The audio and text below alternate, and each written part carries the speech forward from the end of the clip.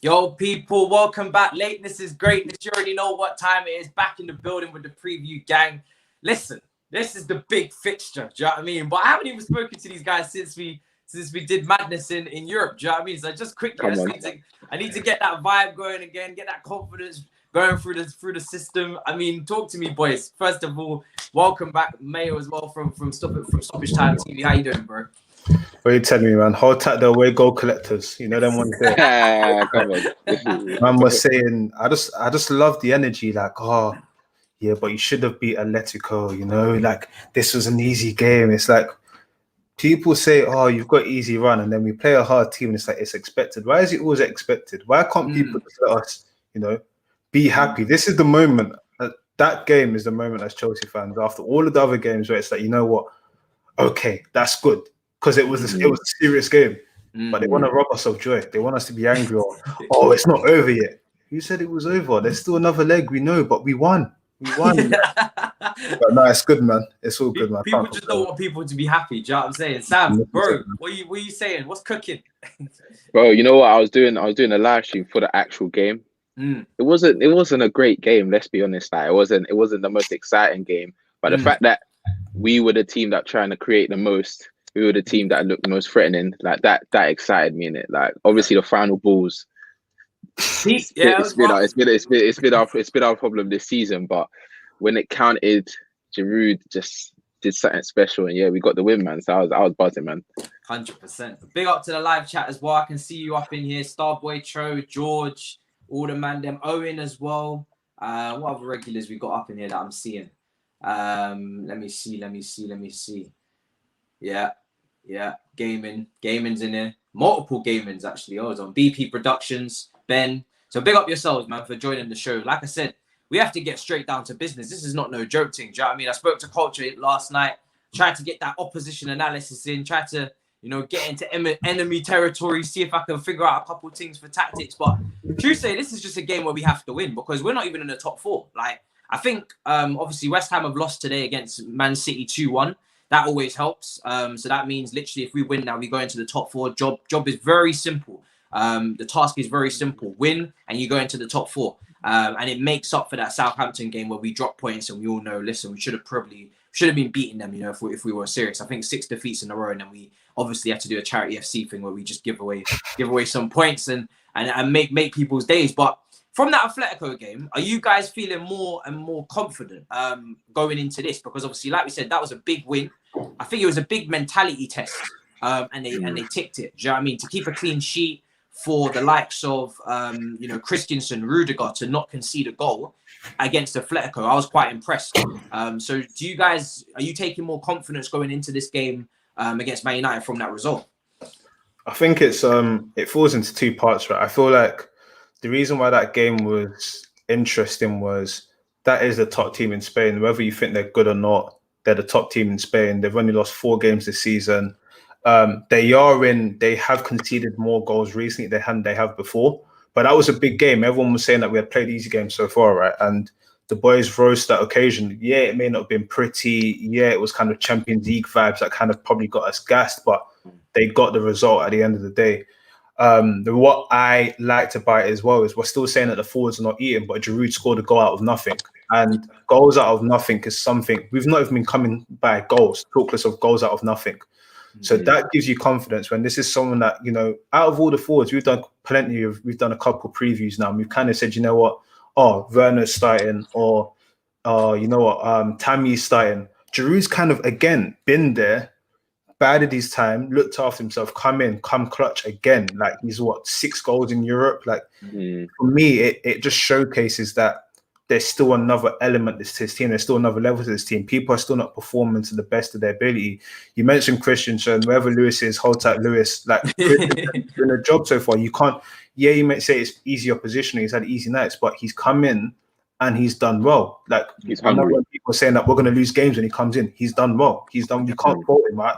I'm a guy that I like to keep the energy the same. If we're going to praise people for when they do well and call them out for when they don't do well, let's make sure we definitely keep that praise element of it. Like he's come in, he's looked assured, he's done well, he's done well in the middle. He's not been one of the people in recent weeks we've gone, oh, what's he doing? There's been other characters. So, shout out to those guys. Where this game is important, as you mentioned, last week we did Charity FC. United is not a game you can do Charity FC with because they're a team that somehow they get a goal. Mm-hmm. If we win this, how many points are we behind them? We'll be 6 points behind them. 6. If we win this, I think... No. If we win this, we'll be 3 points behind them. Yeah, we'll be 3 points behind them. Stretch that lead over Liverpool, hopefully, as well. Get back into the top 4.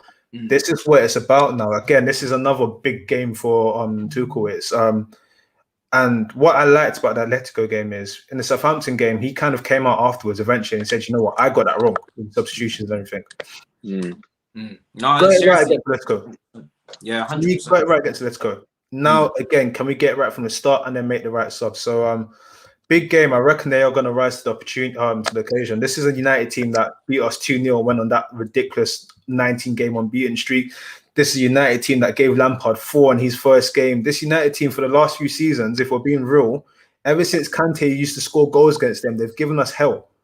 So we have to kind of like attack now. We have to give them some licks. So hopefully. This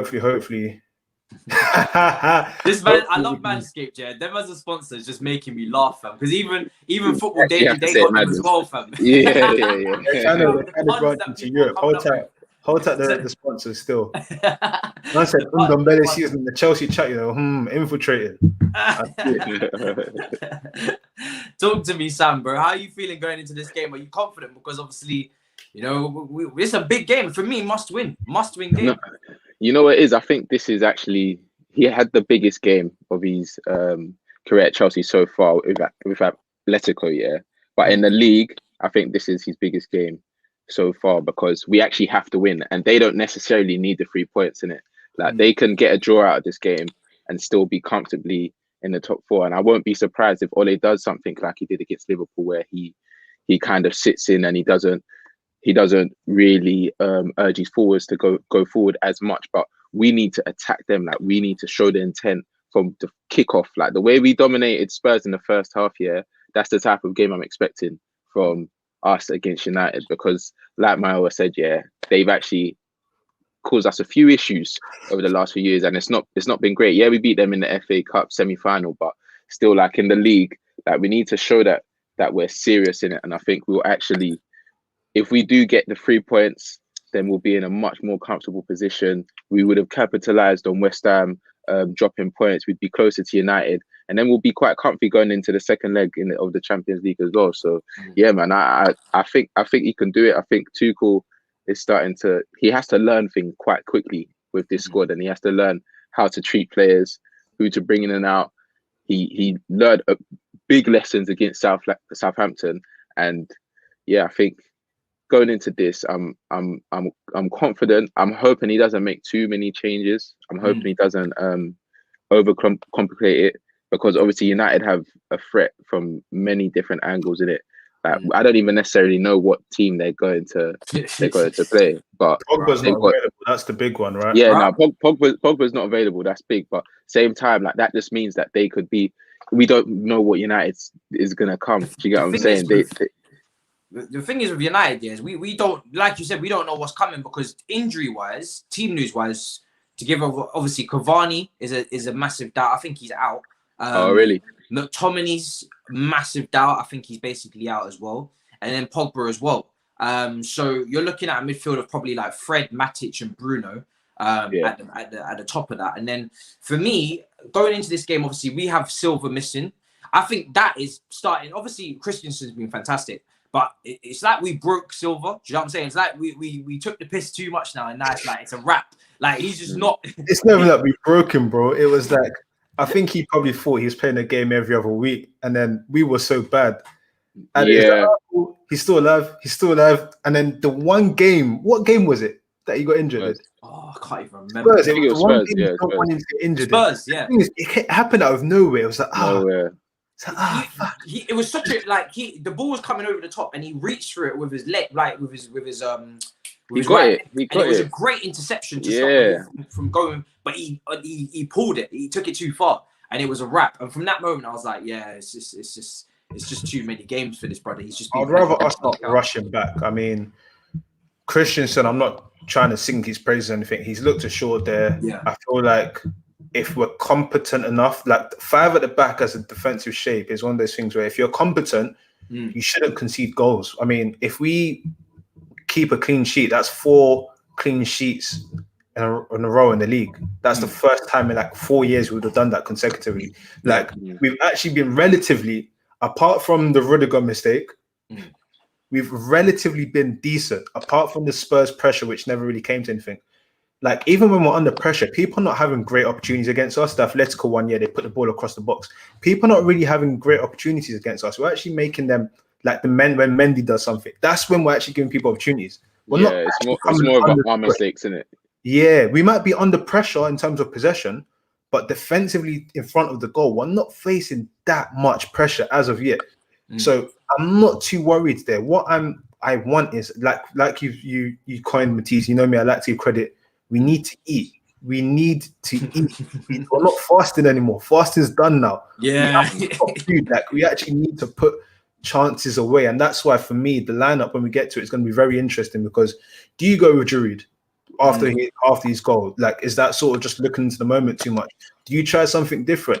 Is there something that we haven't tried yet that we can try? That's where it becomes, can you change it too much? Who do you play knowing that you have to play Liverpool in a few days after that? It becomes a very interesting conversation. Literally, Liverpool's on Thursday and then Everton next game. So we're going through a very tough run of fixtures. I think to piggyback off the striker situation, I mean, we used to go with a situation where if a striker scores, they play the next game. Or that is what we was going under with Lampard, because we was all big on meritocracy. And, you know, if you're in form, you play. And if you train well, you play. Tuchel, I don't know if he's going to go with that. He might go more what suits the game tactically. He might say, I don't care what you've done previous game. It's about what you're doing, you know, for this game. If I can't see it tactically, it's not going to work, then I won't go with it. But again, Man United is another game where we kind of know what's going to happen again. It's the same story. You know, Atletico was just an inflated Tottenham, an inflated Mourinho with the way that they set up. And Man United is probably going to be similar, but they're a little bit more potent on the counter-attack, because they're going to set up to counter. They're going to sacrifice possession like they do every time they play us. And then we're going to have to get on the ball. We're going to have to try and break them down. And it's the same thing that Tuchel will come up with time and time again. He's been coming up against the same type of teams. No one wants to come out. So, I mean, are you worried about the counter-attack, Sam? Because obviously we know every time we have quite a stinky record against them. Let's be real. Like, the last couple of years, it's been a mess. It's been stench. Do you know what I'm saying? Talking, if we're doing it like proper, like, you know what I mean? Just it's a stench. It's a stench. Do you know what I mean? It's bad. It's not good. Like, that free kick from Rashford in the cup last year, I was at that game. Boom. That movement, no, I'm not trying to see that again. So are you worried about the counter attack from them? No, definitely, man. Because the thing is, although we get onto Bruno, like, I don't really get into Bruno as much as people do, but they get onto him for the fact that he loses the ball so much. But at the odd occasion, if he gets 1-2 touch and he just finds Rashford in behind, or finds even a James in behind, he's looking like he's back to scoring ways as well. That their pace against our centre backs, I don't know how it looks. Do you get what I'm saying? But it depends on how he set up. Like, if he sets up well, then we'll always have a man covering. If we'll always be aware of that problem, because that's the one thing that I really liked when we were playing against Atletico. The only problems that we were really caused were by our mistakes. Like, if we're obviously, it's gonna be unlikely, but if we're mistake free in the United game defensively, like passing the ball across the box or passing the ball amongst the defenders, and defensively set up when, let's say, we lose the ball in the middle of the park and we're not looking as weak, then I'll be happier in it. But it's one of them ones where I can just see, you know them ones. I could just see Rudiger like struggling to, or Ashley even just struggling to get back to Rashford, and he cuts in, and that's just something I don't want to happen in it. So hopefully, like, they think the way I'm thinking in it. Like, just always have that cover, especially with Rashford, because if you give him too many chances, obviously he's been mishitting a few of the opportunities that he's got, but same time he's still getting goals, he's still getting assists as well. He's still probably their most dangerous forward. Aside from they have a team of people that can have individual moments and win you the game. Bruno Fernandes can have an individual moment when you need the game. Rashford can have an individual moment and bring the game.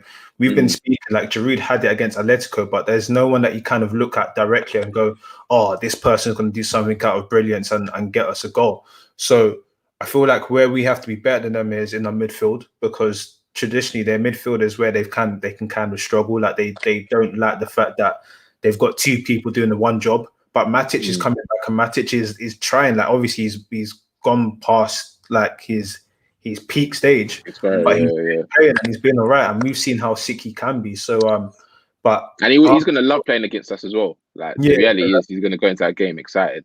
Exactly. So if we need to be better than them in the mid, we need to convert our chances, and we need to make sure we don't make any mistakes, because Bruno Fernandes, like you said, Sam, whatever anyone says about him, okay, cool, agenda, he doesn't pass. He's inevitable, fam. Inevitable. He is inevitable.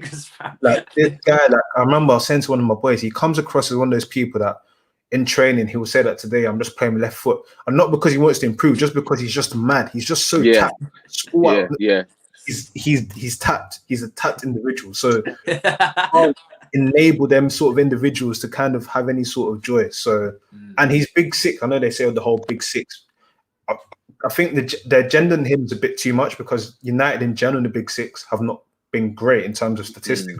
But that is one thing that they're putting on him, that when he plays against the big six teams, he's not delivering. For us, I mean, I don't really agree with that agenda because of the thing, but I hope that continues, in it. That's why. It's funny because last season their record against the big six was incredible. They really did have like a little bit of a mastermind approach where they was always countering 100%. It completely suited their game style, but they picked up the points. This season, it's the complete opposite, but they still have a very good record away from home, and that's what the Man United fans are really, drilling home this week, is that our record away from home is not a joke. So we're more than ready. And Ndombele season said, anywhere stoppage time go, man go, 3-point collectors. I love that. That is that's the quote for it. I love that. This chat was interesting here. All the Man United fans on FT are getting, do you know what? Getting confident. Let's not really give too much airtime to Man United fans on FT, because it's wild. Sometimes when it comes to Chelsea and United, it's the two craziest fan bases. You know what I mean? We all overhype our players to new levels. I'm seeing Rashford and Mbappe comparisons last season, and Martial, and it's all nuts. So we won't get too much into them. But yeah, a lot of people have called Tuchel Van Gaal. Do you know what I'm saying? We'll see how it all pans out. Do you know what I mean? Culture said it last night. Have you not heard? You must have heard Culture. I've heard it before, but it just makes me laugh every single time. Like United fans they're so salty. They're so salty, man. Why they always got to do the comparison thing?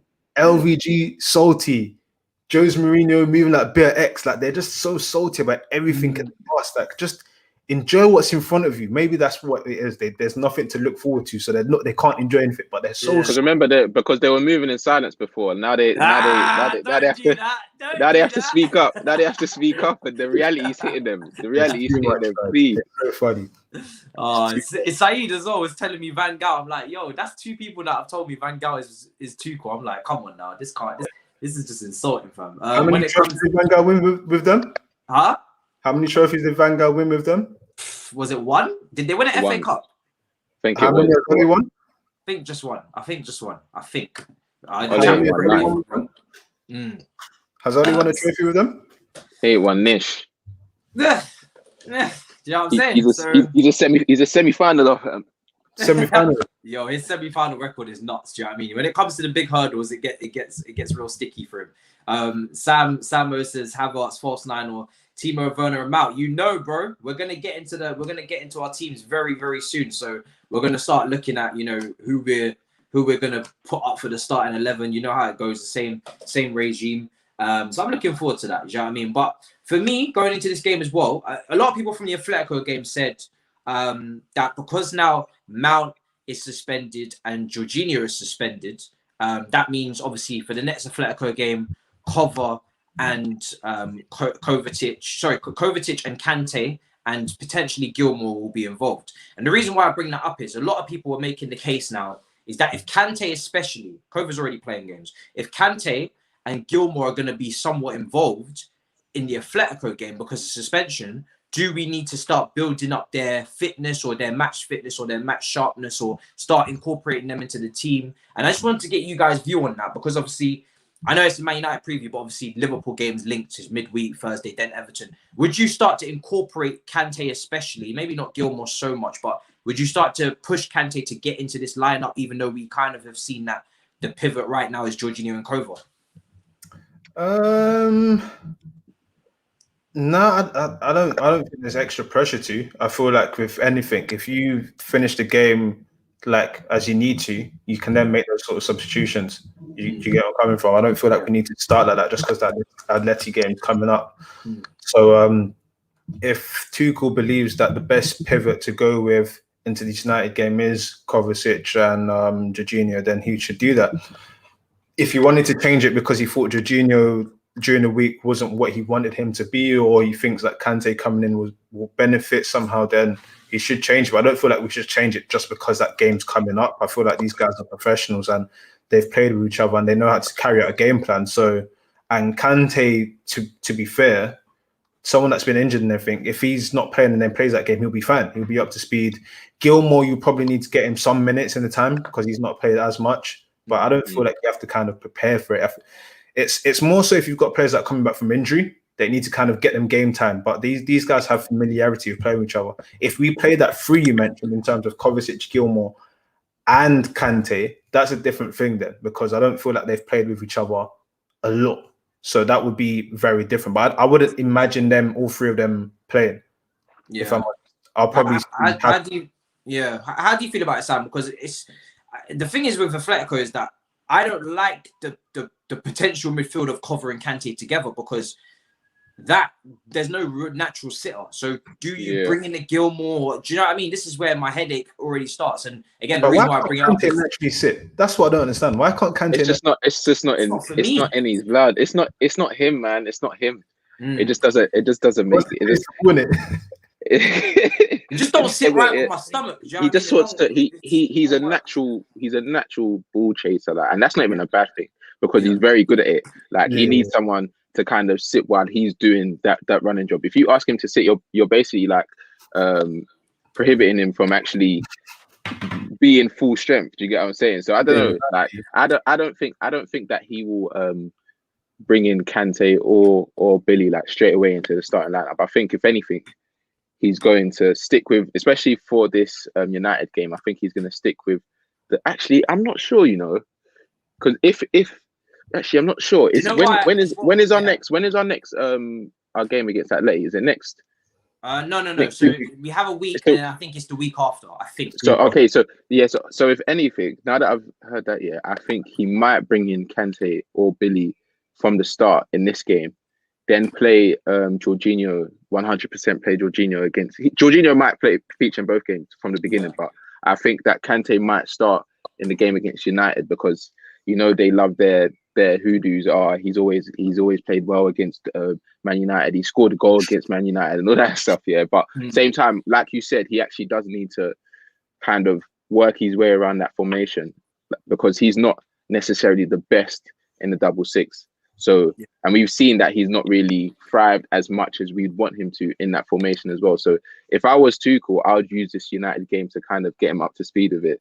His role might be a bit different. I think it's like we said at the beginning, it's going to be similar to playing against Atletico because they both want to play on the counter and United are going to give us most of the ball. So it's not necessarily a bad thing for Kante to start this game. I don't think it's going to throw us off that much. I don't think Billy's gonna. I think Billy will only get game time if we're in the lead. To be fair, like I don't see. He did very clearly make it very clear that he's like the fifth choice, isn't he? The fifth choice, yeah. But another thing I was gonna say, I don't know. I think you man saw it, but this social media era is making every team lose the plot, fam. How are we showing tactics on how we beat Atletico? And putting it on the socials, bro. Like we actually said, this player was there, this player was there. You should mind still. This is a football club, not a information regardless. So it's just like, why not? Becoming who scored? This is a football club, not a content creation hub. Why are we telling man them So this is what we done to beat you. These are the tactics that we're going to deploy in the next round. No, man, the game's still second leg. I think the opposition analysis team will have that information regardless. So they're just like, yo, Bunny, just give it to them regardless. It's funny because they didn't do this under Lampard. Now under Tuchel, they can't stop doing analysis. So I'm telling you, we are social media FC. Like we do, like since he's come in, I remember like everything is stats, or try and convince the fans he's the right thing, and the Mendy stuff with the we and all of that. Like we are social media FC. Like we're trying so hard to push into that thing, and it's like for people to accept him. Yeah, fair play. We're trying to, new age of football and everything, but like. Don't give the juice out. That's just too much. Like some juice has to be saved. Not too much juice, but it is what it is, man. It is what it is. The Atletico game is not for 3 weeks, so it's something that he has time to sort out in terms of that. But you touched on obviously we're going to have possession in this game, and Kante is an interesting one. Just before we get into the starting 11s, because we're going to have possession, so that would assume and you'd expect Jorginho and Kova, but a lot of fans are telling me, yo, what about Kante to stop Bruno Fernandes? Because we're talking about Bruno Fernandes as being the main guy that's going to be able to do something out of nothing. Even if he's playing poorly, he's going to get a goal or he's going to do something mad. Kante could be the guy where I've said it quite a few times this week. He could be the Ander Herrera to the Hazard, where you just tell him to track him. But it becomes a thing of how much do Chelsea fans want to, in terms of if we're picking the team, how much do we want to sacrifice our own game to then combat their main threat?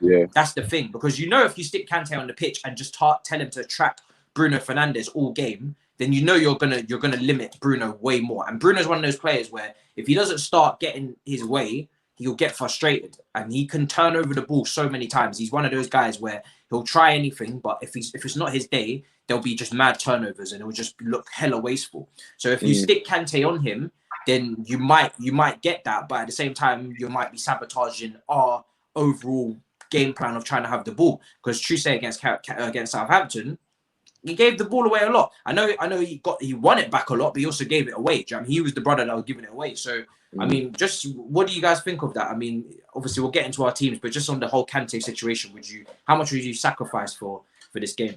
It's a tough one. Like I love Kante, and like I kind of was inevitable or ignored a lot of stuff that was said about him because I still feel like he is good on the ball. He might not be the best, but like he's all right. But I guess kind of the way we play and we have so much possession, you have to be very, very good on the ball. You have to be able to optimize the ball. Where some fans will argue and say that, well, Jorginho was wasteful with the ball during the week, but Kante, if you have that one moment, has the potential that he may not make that pass or the pass goes out and everything, and that's what we need. I don't feel like we should sacrifice our game. Don't get me wrong, we should respect United, but I don't think we should sacrifice our game all the way just to sort of play into their hands, so especially if you've got three at the back. Naturally, if one of your centre backs goes forwards to press the ball, you should have enough cover. So for me, it's about being intelligent enough in terms of, okay, what actually happens when we don't have the ball? Are we sitting back into the shape? Are we all pressing as a team to smoke them out and then counter again? How do we go about that? I think it's more about tactics as opposed to personnel in that regard of handling Bruno. And Bruno is not their only threat. United have got, like I mentioned before, they've got Rashford. They've got actually opportunities. Obviously, it's interesting in terms of Cavani. If Cavani's not playing, then that helps us because that's an experienced bad boy centre forward there. But like they've got tools to hurt anyone. Like they're not second by fluke, right? They've actually done well to get there. But I don't feel like we should tweak system or sort of the way we are just to handle one person. Like that can be handled within the system, right? As opposed to personnel change for me. Yeah. How do you feel, Sam? Because it's a difficult one for me because it's the finer details, it's like sacrifice and what is the risk and reward analysis type of thing, pros and cons. No, I agree with Mayowa. I think that we actually need to go into this game with the game plan to win this game. And if Tuchel sees that as Kante starting and doing that job, then fair enough. But if not, and he's worried about he's more worried about what Bruno can do against us, then I don't know if that's the best mentality to go into this game. Like obviously Bruno is a threat, but like we said, like he's not the only threat in their team. They're gonna have threats constantly, but we we have to set up to get the best out of our players going forward. Like, we don't want this to be one of those games where we're thinking, if we had just started someone that could play the ball in behind, or if we had started someone that could our original or the team that we're used to seeing, and we've sacrificed that, we'll just be upset. So I'd rather he just says, you know what, let's go for it. Let's actually go all the way for it. If Bruno is if Bruno is going to have a few opportunities here and that, and that's the sacrifice that we have to make, then that's the sacrifice we have to make. But let's not regret the team lineup after the game type of thing. We are unbeaten at the end of the day. We've only conceded 2 goals under Tuchel. 1 was an own goal. So it's not like as if, our current structure hasn't been working. And someone's saying here, Bruno isn't the type you need to man mark, just block passing lanes and close them down quickly, which we already do with our counter press, which is a good point. Our counter press has been very strong under Tuchel. I think Jorginho, Cover, Mount, even Timo Werner, those 4 in the middle of the pitch have been really good with the counter press. So yeah, I mean that's all good, very good reasons as to why we don't need to change too much up. It'll be interesting to see what he does. Again, rotation as well. He likes to do that. Whether he feels the need to rotate the team going into Liverpool on Thursday and freshen things up, we'll have to see as well. Another point as well is that we'll get into the team. Mendy obviously was, the first 10 minutes against Atletico, it was a little bit dodgy. I can't lie. I was worried. I could have done I was gonna lose it. But to be fair, the situation with Aspie, that wasn't down to him to a certain extent. The pass was terrible. Yeah. But then he tried to touch it. It's like, bro, to be fair, he could have easily given away a pen. So he did well not to give away a pen in it. But mate, come on. Mendy's a funny guy, man. He's a funny character. I like his character. I like his character, but I like his personality as well. Like, I feel like he knows that he's in a privileged position, and he's always going to work for it. And I think Tuchel's also told them that there's like, he's got number 1, but they're all fighting for that position. Do you get what I'm saying? So he's always looking over his shoulder to see if Kepa's coming in behind, because it could be a situation like the other week where Kepa just starts and he has to like watch. You know what I mean? Yeah. Oh, do you know what it is? Yeah, it's just I can't be doing heart attacks. Do you know what I'm saying? It's a way to Atletico. I don't. I like passing out from the back as much as anyone. I love playing good football and all that stuff, but I don't want us to become the Arsenal of like Wenger, where it's just like you just have no, like, you don't think about when it's appropriate, when it's not. There's a time and a place. Certain time, just clear the ball. Like, it's not even City have learned that now. Yeah, City have learned that. Edison launches it, bro. he launches it now. Like, you rarely see him try to overcomplicate it, because he's made a few mistakes now. So he's like, okay, cool. If I'm getting pressured and my centre backs aren't free, I'm going as far as I can, like, and someone get on the end of it. Like, especially put it this way, with Mendy, we're not at the stage where anyone's trying to victimize him, like, oh, he's poor from long shots, there's pop shots, or his first touch is going to kill him, let's put it on his first touch and press him. We're not at that stage yet, so I'm still okay, I'm still calm. It's when it gets to the Mendy stage where people are like, Mendy can't save long shots, just keep shooting. That's when you have an issue, because they're targeting your goalkeeper and saying your goalkeeper's a weakness. We're not there yet. He's making some mistakes, and because nothing's happening at the moment, we can laugh about it, but hopefully he doesn't become a victim, because if people start pinging the ball to him so he can take a touch, then pressing him, oh my gosh, then he has to come out the squad, because he's not a victim yet. So it's all cool for now. It's all cool for now. For me, it's just, if Giroud's playing, sometimes just launch it. Like, and it's not even ugly football to just clip it over the top and then Giroud chests it, draws a foul, or holds it up and brings it. Like, you're just bypassing the press, and then you just go forward from there. So another way to escape the press is still playing out from the back. If your goalkeeper has a long kick that is controlled and picks out someone, for me, you're still playing out from the back. I don't see that as just Sam Allardyce or Tony Pulis football, as you're just kicking it long. I see that as playing out from the back. You're just being a bit clever with it. We'll go into the team in terms of picking our teams now. I think everybody will say Mendy starts, despite the drama in the first 10 minutes, and he's still doing his thing. And I think he's going for the Golden Glove in the Champions League in terms of like clean sheets, quite high up. And then Premier League is not doing too bad as well. So for all the madness at times, he's still putting up good statistics. So I have to give him credit. Why are you increasing so much, man? I love Mendy, man. He's just a funny guy, bro. He's Oh, the okay. No, funny I guy. like him. I like him. I Mendy, want him. I want him to Mendy, do. I want him to do. I want him to do. I want him to do really well still. Like, big man just thing.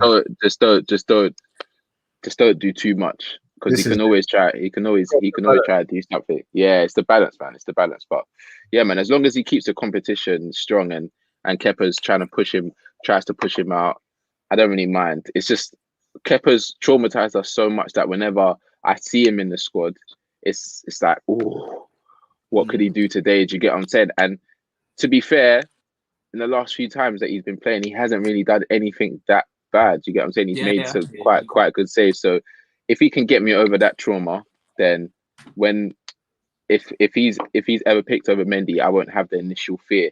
Like so, yeah, there was no shots on target for Atletico in that game as well. So it was a very good performance defensively. Someone said, we don't need Kante. He's never matched his first season. The title is not about his overall career at Chelsea. It's just about this game. So please don't take me to Twitter now. I ain't got time for that. Do you know what I'm saying? Don't take me to Twitter with that one. It's just about Kante. Is he needed in this game? But let's get into the starting 11s. Obviously, Mendy starts. I mean, 3 at the back, I'm guessing we're going to stick with. It's been working for us. We're coming up against similar opposition, so there's no really need to change it. Back 3, I think for me personally, I think it's just very simple. I'm not going to lie. Zuma doesn't come into that. He was against Southampton, played in the middle, wasn't good, cost us that goal, and positioning and awareness just wasn't on point. And, keep the same recipe for me that kept the clean sheet against Atletico, one of the most difficult trips we've had this season. Aspie, Rudiger, and Christensen in the middle. I doubt anybody's really gonna argue with that, surely. I don't think you can. Like I said, Christensen's played well. Rudiger, experience, Aspie, experience. Like, this is go continue as you've been doing, right? Like, I do feel like if Zuma does come into this, he probably replaces one of the other centre-backs as opposed to the middle spot. Like, don't get me wrong, prehistorically he has done it and everything, but it's clear that Tuchel has an identity of how he wants that role to be played, and he wants this sense of calmness there that he seems to get with Christensen. And Christensen's run into it as well. Like, I feel like Christensen last season wouldn't have been able to do this. I feel like his nerves would have got the best of him. But maybe with the 2 experienced heads around him, the fact that he knows that Kepa's not behind him, it probably gives him a bit of assurance. I would go that back 3. I'll keep so. You as well, Sam? Same. Yeah, I'll keep the same. My only thing that I would maybe change is Aspie. Just give Aspie a bit of a rest because he's been playing quite a few games, and also the pacing behind that the front 3 can actually cause us. In terms of Rashford, Martial, James, I don't want him to get overexposed, because if they do find a hole in behind him, then it could be a problem the whole game. Do you get what I'm saying? So it might be better to start a Zuma and see if that is actually a problem. If it's not, and Zuma can keep it calm, because even Aspie as well, he gets in some positions where he can be the final pass, and it's just not his greatest attribute. So if Zuma does come to that position, not saying he's the greatest on the ball, but give him a chance in that position, because we gave him a chance in the middle. He showed that he awareness isn't up to the same level as Christensen, so give him a chance on the right. If he does prove himself, then that means that we've got another person that can play on the right centre back, and not having to overkill with Aspie, because if he gets injured now because he's playing too much, which is unlikely, but if he does, then we'll be kicking ourselves and saying, we should have rotated a bit more. So yeah, man. I get that. Next 2 fixtures, we've got 2 teams that are very, very pacey up front. So you have to pick and choose where you rest Aspie. Do you rest Aspie for this game, where Man Utd could counter us with Rashford, Greenwood, like you're saying, Martial, like you're saying, or do we rest him for Liverpool with Salah, Mane? But maybe we won't be playing so high up the pitch in terms of our high line. We might be a bit deeper. So it's an interesting one in terms of which one we go with, because one of those 2 games, I think he's going to need a rest, 100%. They're both pacey forward lines, so it's just really whichever one we choose. I was going to suggest Reece James in that position, but I think the reason why Zuma's just slightly ahead is the fact that Christensen's in the middle. I think if Thiago Silva was in the middle, I would be much more comfortable with then bringing in a young Reece James into the right-sided centre-back spot because you know at least the other two positions, they've got experience there. But because Christensen's in the middle, true say he's in good form, but he's not a leader. So I wouldn't then go and put another young guy who hasn't really played right-sided centre-back next to him in a big game as well like this. So I think Zuma complements, Christensen quite well in the fact that, cool, you've got someone for recovery pace and strength and all of these things, set piece threat, and then you've got Christensen who's calm, composed. So I agree with you there. The wing backs is an interesting one, guys, because listen, I can't lie to you. I think Chilwell's got to start because I don't know if I can see Alonso on this transition. Alonso, we saw the one game boom. We've seen the lack of pace and power. Like we've seen the moments with Alonso, but I feel like Chilwell deserves a start. I feel for various reasons. I feel like this is one of them games where, you know how Tuchel, before he came to Chelsea, everyone spoke about how he can mould formations and everything. This is one of them things where you can drop Chilwell back and then go to 4 and then push forward if you need to. You can sort of flex like that. You can't really do it with Alonso because he can't play left back. He actually can't play there. So, and for me as well, personally, I feel like Chilwell needs this game to kind of get some respect back on his name as well, because Luke Shaw is doing his thing and he's looking like he's put his place on the plane. Therefore, Chilwell, face your rival. Let the best left back win. Like for that sort of aspect as well, I would say bring Chilwell. And to be fair, Chilwell's got he can get up and down the pitch. So if we've got possession, can we take whoever's on that side, who would probably be potentially Rashford? Can we take him back? Can we make them go? Could be Dan James. That's the it could be Dan James. Well, can we make their options go backwards? That's what I want to see. So I would say, you know what, this is a good game to play Chilwell. Hudson-Odoi on the other side, I feel like he's getting a lot more used to the role. I feel like that battle against who was against Lamar. I thought that was a good one because it was a winger playing a winger, so he knew how to exploit the spaces, and I feel like he would have learned from that because now he knows that okay, I can't just run backwards. I have to drop back into the shape. There was a few times he was like an infant. You know how infants run in circles, he's like, I need to run. So I feel like having been through that experience, he'll know that okay, whoever I'm up against, I need to drop back. And I feel like he might be able to get more creative expertise. But based on the rest of my formation, I'll explain why I want him there as well later. But I would have him right wing back.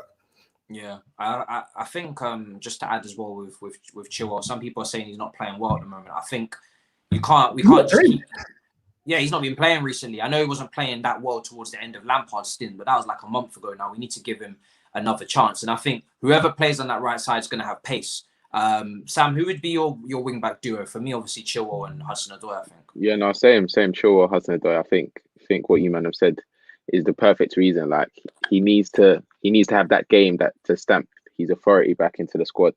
And this could be the perfect game to say, I'm here. And Alonso's not really playing that great.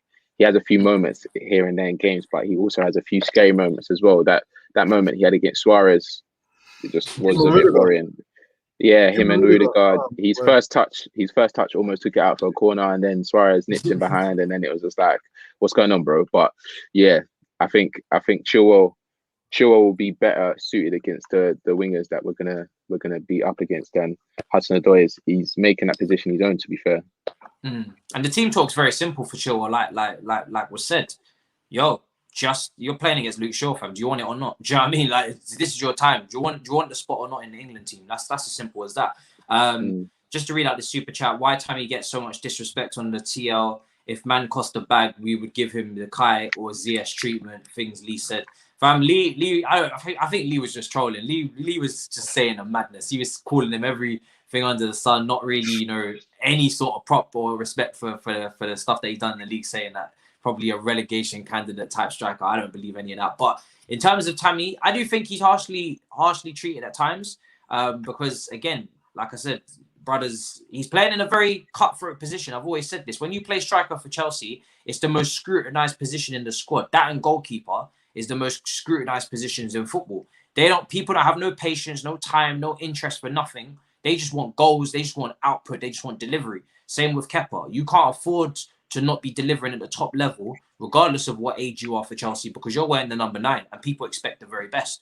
They expect the Diego Costas, the Didier Drogbas, the Anelkas, and nothing less. And if you don't produce that, and if you have moments where you're out of form or you're not putting away chances against top teams and whatnot, people will come for you. And to be honest, I think Tammy knows that, you know. Tammy's not silly. Tammy's been there since he was a kid. He understands that position. He understands the scrutiny and the stress of it. He took the 9 shirt, you know, pay respect for that. Took the 9 shirt when he came in. He said, no, I'm not listening to this cursed shirt nonsense. I'm going to take it. So I can only just give him credit for what he's done for the team so far since he's been here. I think he's more than good enough to be a squad player minimum. And I think, you know, he's shown a lot of great mentality as well since he's come here to deal with certain things, from the racism after the Super Cup to taking the 9 shirt, taking that pressure as well. And obviously he knows we're linked with Haaland. He knows. Do you know what I mean? Everybody, these young footballers are not stupid. They go on social media. They're on the socials. Yeah, man. They can see the links. Do you know what I mean? Don't think Tammy's just chilling in a cave, something, not knowing what's going on. You can see the social medias. He knows we're linked with Haaland. And that's obviously, you know, that's why the contract talks have stalled and things like that. So there's a lot going on with that. All I can say is, yeah, 100%. I feel like a lot of the thing with him is there's frustrations because people know that if you fix certain parts of your game, you could go level. I think a lot of people can't probably look at Abraham and think maybe they can't see the upside. Like with Rashford, you can probably see the upside of Rashford's going to go here. Yeah. People probably don't see it with Tammy. Like Tammy's like, he's good. There is frustrating things about his game, but he's still young. What he has to do is he has to learn and adapt quickly. He has to make sure that he can actually, because he's still a top goal scorer in the Premier League. This is what happens. Yeah, like, man, he is. Yeah. Second season in a row where he's put numbers down, but the context of his performances is what has the conversation, not the numbers. Like he's. I mean, us having only a top goal scorer of 6 is very questionable anyway. But he's put down 6 goals. Take away his goals, where are we? But it's the context of, could you have had more goals? What games did those goals come against? In the specific moments, did you do what you needed to do? But that comes with greatness, especially when you want to be a striker at such a club like this. You get that conversation. You don't get that conversation out of Brighton. You don't get that conversation at other teams. This is Chelsea, so that light is going to be on you. And you know what? Fair play, because each time he still comes on, he still tries. So, I mean, you can't fault anyone that's trying. Of course, you've got high expectations, but let's see what happens, man. The season is still not over yet. He can still, you know, do some stuff. It'll be interesting to see what happens with him, because obviously he's been linked with moves away as well. And I can't fault him if he does go, if Haaland comes in, because it's one of them things where it's like, do you stay and compete with a generational talent, or do you leave like Lukaku did and go and make a name for yourself and make us pay? Like Tomori's doing right now, probably going to exercise the buyback, the option to buy. So there's so many routes. I wouldn't, you know, a lot of Chelsea fans are criticizing him, saying, oh, he doesn't have the mentality to stay. Maybe he has the mentality to leave. Do you know what I mean? Maybe he's got the mentality where I'm too good to be copping this disrespect. I'm going to go and prove you man wrong. And then in 5-6 years' time, you're going to be talking about me the way you're talking about Lukaku at Inter Milan as your next option to Haaland. So, do you know what I mean? Whatever decision he makes, I can't disrespect it. These guys have short careers. They have to make, you know, big decisions. Before we move on to the midfield, this comes up a lot. Every single real stream, I'm not going to lie. Do we put a winger at left wing back? Whether it's Pulisic, Hudson-Odoi. I just want to get you guys' thoughts on it. I'll start with you, Sam. Just what do you think of playing a left winger or a right winger at left wing back? Whether it's Hudson-Odoi or Pulisic. Do you ever want to see it, or no? I don't like it. I don't like it. I wouldn't. That's just not my preference, to be honest. Especially the options that we have as well. I think it'll be a violation to the left backs that we have as well. Like, we have 3. Like, yeah, like three of them, you know. It just wouldn't sit well with the team. It would cause confusion. Like, let's just stick to what we're good at and not try to overcomplicate it just to fit the players onto the pitch. It's a good question, but there's a technical reason to it as well. Like, if you have 2 natural wingers in wing back, it means that when you want to flex to a back 4, you can't, because one of them is naturally not a fullback. If you have one wing back who's a winger and you have the other one that's a fullback or more defensive minded, it means that if you want to go to a 4, you just shut it off like that. And that's why typically you would have Cho on one side and maybe Chilwell or Alonso on the other side. Like we said, Alonso is not a left back, but he has played there. So if we said, oh, listen, we need to change formation, we need to go to a back 4, he is more likely to be comfortable doing that than Cho is. If you had Pulisic and Hudson-Odoi on both wing backs and said, okay, we need to go to a back 4, none of them would really know how to play as like a fullback. They won't know how to sit in that shape. And that is why typically you would only go with one. I do understand if it was like FIFA, if like you wanted to be ultra attacking and your wing back never coming back, I understand it. Like play two of them, and you're literally playing three at the back. Yeah. But yeah, it's for tactical reasons why you wouldn't do that. You would just get caned. You literally and people, we have to speak about that because people, when they look at a formation, they forget that in game the formation can change, the structure can change in game to suit moments. And what you just said is perfect. If we play, because people keep saying Reece James at right wing back and then Hudson-Odoi, and people say to you, "Oh, well, you've got your full back and you've got your winger." No, because we don't have a left-footed centre back. Rudiger cannot go left back. Rudiger cannot defend in those wide spaces with his right foot. I don't want to see that. Do you know what I'm saying? It's not, if we had a left-footed, left-sided centre back who could come forward with the ball and progress the ball with his left foot into those channels and could step forward just as much as Aspie steps forward on the other side, and it was more balanced, which is what I think Chelsea want at the end of the day. That's why they've been linked with centre backs. They would like, David Alaba was linked. They would like a left footer at left side centre back who's ball playing and can shuffle across, because then you bring more balance to the team and then you can do what you're saying in terms of playing a winger on left side. But if you can't shuffle across, which we can't, because all our centre backs are right footed, it doesn't work. Whereas on the other side, Aspie easily shuffles across to right back. If Reece James plays there, easily shuffles across. Even if you bring back a Tomori and play him on that side as well, he's playing right side for AC Milan, I believe. You play him right side of the back three, easily shuffles across. Even Ampadu, I think Ampadu's played right back at times, shuffles across. It's a lot easier to just move along the line like that than it is on the left. The left side is screwed, true say. So that hopefully cleans up that, because we get that question a lot. It's good to get explained. Double pivot, guys. Double sixes, whatever you want to call them. What would you go with? I mean, I think we kind of already spoke about it, but just to get it confirmed, I guess. You look like you were thinking a lot there. I was thinking, I saw his mouth open. I was thinking, wait, is he frozen? I just let them. The way I would do it, I would keep it the same. I would keep kind of Jorge and Kovacic the same. And I would kind of keep Mount in front of them. Positional wise, as in like formation wise, I would keep Mount, I'll put Mount in front of them. Okay. So I would have them two and Mount in front of them, leaving two forwards. Oh, okay, so you're changing the shape a little bit. In terms of like on formation wise, I would change it like that. So I have two forwards, as in two centre forwards. Yeah. And then I have essentially a three. So if we need to kind of do things in there, if we need to kind of shut things down in there, like Mount, we've seen Mount get about. I just feel like, especially with the whole Bruno thing as well, that is how you sort of cut off the passing lines. That's how you sort of intercept. You have your two forwards that kind of, go towards the defense. But as soon as it comes in, you've got three people in there that just with their shape will block anything kind of going through to their creative space. That's how I'll do it. Yeah, and this guy agrees with you, 3-5-2. I mean, it's an interesting one. What would you go with, Sam? I'm still thinking. I can't lie. I think that makes sense, but I do actually want Kante to play. That's the only thing. Yeah, I feel like I think it would be if we do play that free, I think it would be good to see Kante. I don't know whether we start. I don't know whether we start a Kovacic, because I don't know what partnership do you think is better, Kante Kovacic or Kante Jorginho? Because I'm still in between. I'll tell you the cons of both.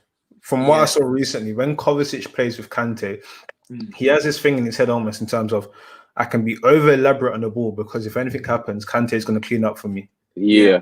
What you have with Jorginho and Kante is Jorginho kind of, he's like, I always call him a metronome. He kind of makes passes to keep things ticking. But he can get bullied in possession there because if he's not moving the ball quickly enough, or sometimes these passes for some weird reason, he's not doing expansive passing, then Kante has to clean up for him. So there's more. There seems to be more cons with those sort of like partnerships as they're to pros. Of course, we've mentioned there's not really any goals and assists that come from them partnerships as well. So it's more about the approach of the game you want to take. I feel like our passing and our ability to move the ball is probably better with Jorginho and Kovacic in terms of passing.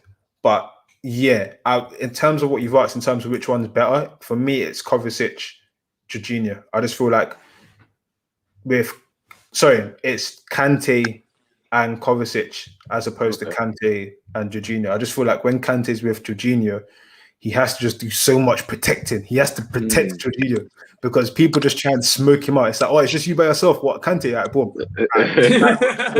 It's like, do you remember the City game when Jorginho first signed?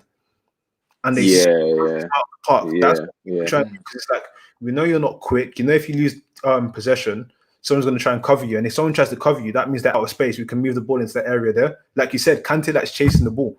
He likes to intercept. So as soon as he comes through it, that space open, boom.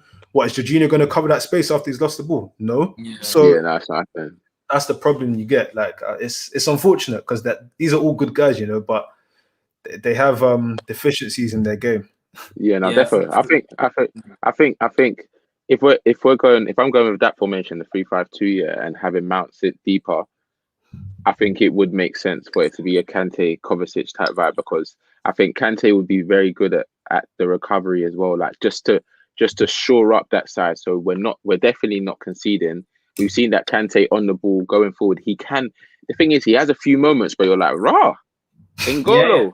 Like, you know what I mean? Like he will go past it. Like he'll go past a few men and you'll be shocked at him. So I think if we trust Kante in that position with the other midfielders being a bit closer to him, I think that makes sense. But if we're just doing the double six with Mount a bit further forward, then I would have it as Kovacic and Jorginho. But yeah, I want Kante to play, so it makes sense to use Miles formation and put Kante and Kovacic in behind. I'm gonna keep Jorginho and Kova for the one reason that I want Kante to start against Liverpool. I think the way that their attack is and the way that they are going through their form right now, I feel like they're actually even more dangerous than Man United. Because True, you already said Man United could potentially take a point and keep it moving. I think Liverpool right now are going through such mayhem off the pitch. There's been tragedies, you know. I just feel like they're gonna be fired up and they're gonna respond. It's a big game, and I feel like, you know, when big games come,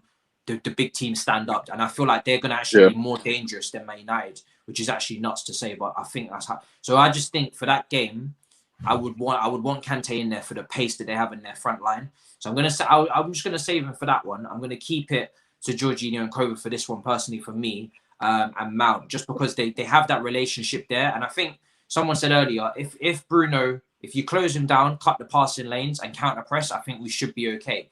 Liverpool's a bit different. I don't know how we're gonna go into that one. To be honest, I'm gonna have to get a Liverpool fan on and start talking some opposition analysis with them as well and find out what we're gonna do there. Because they're not in a great form, but they're still dangerous. Do you know what I mean? They're still a dangerous team when they turn up.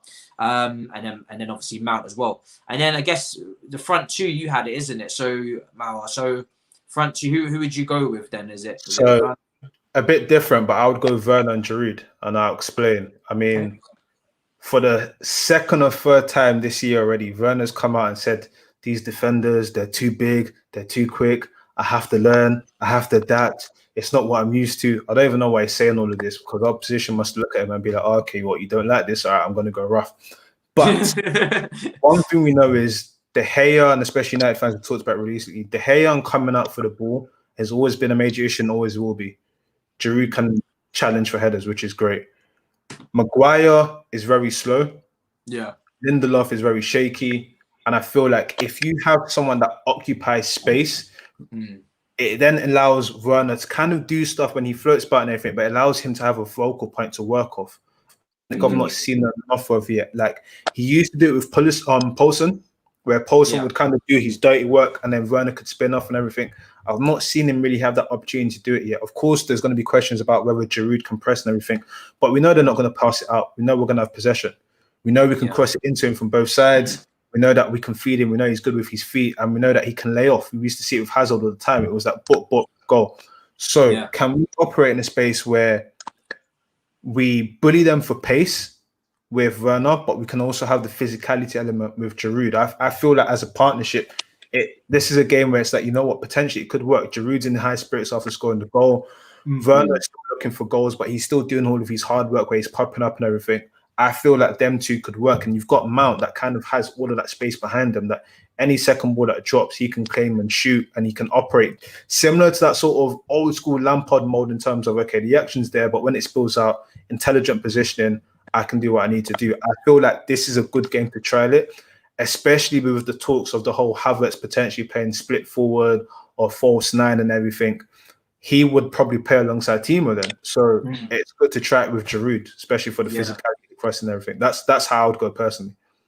We also spoke about who's missing in midfield for them, Pogba, McTominay. So it'd be interesting to see if Mount can take advantage of the fact that those boys are missing. Sam, what do you think? Because I've formulated my idea. I'll give it afterwards. No, you know what's interesting and why I kind of hear the Tammy chat to a certain sense, because like when you go into a game like this, you'd want someone like Tammy to play, because he looks like he would cause them the most issues, that in terms of his size, the fact that he's got the most goals for us in the Premier League, his pace as well.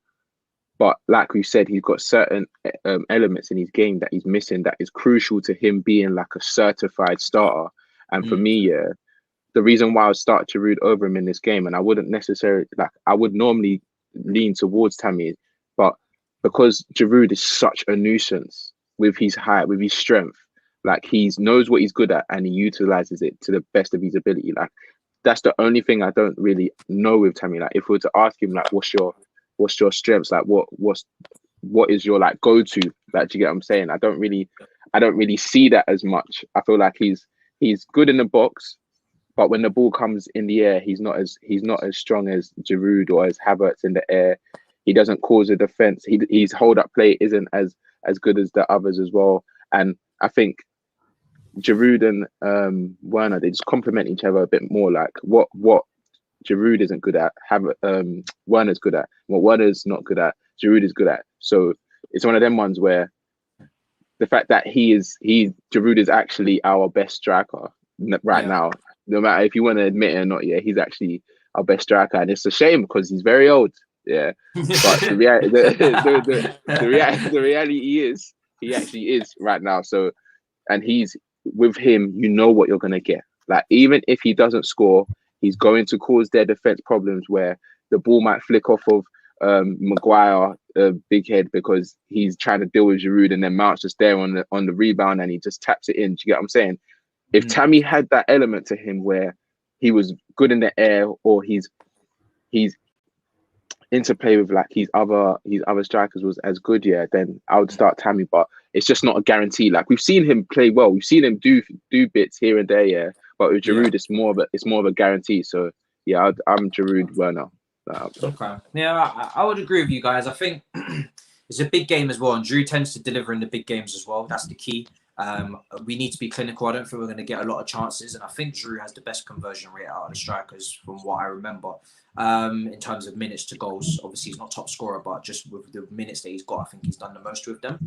But also, people have been mentioning Kai Havertz, and I keep saying that I really do want to see Kai Havertz with Timo up top, but not this game, because I think again, this game, you know, this is going to be similar to Tottenham at home, where we stifled Son and Kane to just one shot on target. I think in that game, and Giroud didn't come on early enough for me. We drew 0-0, and it was a low block, and it was an opportunity where if you do get crossed into the box, you can capitalise. We saw that with the season before, where Alonso and Giroud scored against Mourinho's team at Stamford Bridge. So I think Giroud at home to Man United, where they're going to probably set up counter-attacking, if you get those crosses in from the wide positions, with Werner running off of them, I think you can get some joy. Liverpool, again, with Liverpool in mind, I would probably then start Timo Werner and Kai Havertz if possible and leave Giroud out. I remember when we went to Anfield last season, and obviously Liverpool played quite high up the pitch. You know, Pulisic had joy. Tammy Abraham got a goal in behind as well with a tap in from Pulisic. I think there's going to be more space to run into for a Kai, for Timo to link up together. And we know Bundesliga, they're used to more space and whatnot. So I would take advantage of that. That might be a game where we don't have the majority of the ball potentially, and maybe Liverpool might. You know, Liverpool are naturally going to come onto us more. I don't expect Liverpool to sit back. That's a game where then, cool, let them onto us a little bit. And then let Kai Havertz have that space. Let Timo Werner have that space in behind. So I'd play those two with Mount against Liverpool. So I'm kind of picking the team in my head today in terms of, yes, what's good for Man United, but then also thinking of Liverpool, because we're going to have to rotate. And true say, let's hope I don't forget this when I go and do the preview for Liverpool now and contradict myself. People, that's the teams. Do you know what I'm saying? Make sure you let us in the comments below what team you guys would put out as well. Yes, that is Sam. Do you know what I'm saying? That is the legendary Sam. Don't get it twisted. Just asking, is that that's Sam. Yes, that's Sam. And Sam's one of them guys, yeah, where, listen, amazing presenter, but behind the scenes, you might need to understand the work that the brother does. Because that documentary on Football Daily was fantastic. You know, I appreciate it, man. Unbelievable, bro. And then obviously in the credits, you love to see it, director and whatnot, but it's just the narration, everything was on point, man. It was filmed so well. I wish it was longer. I can't lie. I was like, damn, it's only 18. I was like, give me half an hour minimum. But obviously, we know we had to cut up a few things, but and obviously, I know Football Daily have uploaded the actual interviews with Joe Gomez and Hudson-Odoi. So smart as well, you know, smart to get that out separately. Because for me, everyone's going to want to know about those two because obviously South London, you know what I mean? Everybody in South London is trying to be a baller. I'm from South. We all have the same dream, fam. It's the same dream. In fact, some of us, the dreams just don't make it to reality because of a few injuries here and there, you know? So yeah, man, we're gonna wrap up, but I want to give Sam the floor there just to let people know where to find that content and obviously subscribe to his channel as well. There are links in the description for that as well, bro. Yeah, Football Daily, go check out the South London doc. Let me know in the comments what you think of it. The full interviews as well, because obviously it was cut up quite a lot. But I feel like it's funny you said that it was cut down, yeah, or you wanted more, because I feel like that's the feel that I was wanted from it. Like, because after I watched it the first time, it was originally 25 minutes, but then I watched it was like, this is a bit too long. You know, when there's bits where it's just like, this doesn't need to be there. When I took all of it out and then I'm watching it through and it's just like, oh right, that was 18 minutes. Like, it felt like 10. You know what I'm saying? It felt like I wanted more, like I wanted something else from it. So I've got quite a lot of feedback, like, oh, I wish there was more from it. And I was like, yeah, that's good. Like, you know what I mean? Good. Like that's the energy that I want. But you never want anyone telling you it's too long. Yeah, word. You want more. You want them what it was still. But I'm trying to do more. I'm trying to do more pieces along those lines, and also like stuff on my channel as well. So there's stuff coming soon. So if you want to subscribe, please, link in the bio in the description below. And yeah, more stuff coming.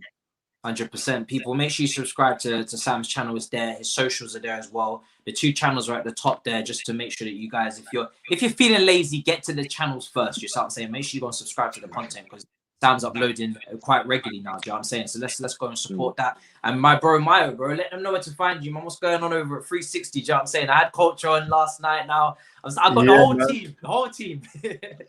Stoppage Time TV versus some versus stuff coming out soon. But yeah, man, Stoppage Time versus obviously my stuff, Mayowa Quadri _. So yeah, we keep pushing. You know, I was just looking at now randomly, so random. We have to beat United for that penalty decision they didn't give us. Remember when Man had yes, my days. Yeah, Maguire dragged him down in the box and like They didn't even check it. They didn't even check it. They didn't check it, you know. Yeah, no, we have to. And that's not the first time. Batshuayi as well. Remember when he got kicked from Maguire in the cup? Oh yeah. There's bear. There's bear. The refs love United, man.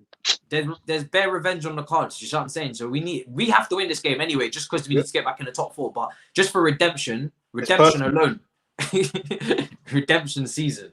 So yeah, man, people, check out the links in the description to that as well. Stoppage Time TV versus Sam Kerr interview went out there. So yeah, everybody go and support everything there. Links are in the description. And yeah, we'll see you tomorrow. You know how it goes. Same time, really half an hour after full time. Me and Anita and Dami will be mashing it up. If it's a win, you're gonna get confetti, propaganda, and celebration. If it's a defeat, bro, we're gonna be doing an investigation. You know, I've got the flashlight now. It's a whole different situation, people. So I'm gonna be doing a mad investigation into this result. If we lose this game, PC Matisse, you know, that's PC Matisse on the team. That's what I'm bringing, because I always start the reviews first. They join me after because they got a few other commitments. Flashlights coming out after every game. We drop points. If it's not W settings only, flashlights coming out, fam, and it's going to be PC Matisse on the scene. So people, make sure you tune into that. I'm definitely gonna have to tag that name up and copyright it. People, and I'll catch you tomorrow. And then obviously, you know, if we don't collect the W, Rants and Saeed are gonna stick it on us on Monday, so we can't have that. In a bit, people. Bless up, and I'll see you, man, tomorrow. Peace. Perfect.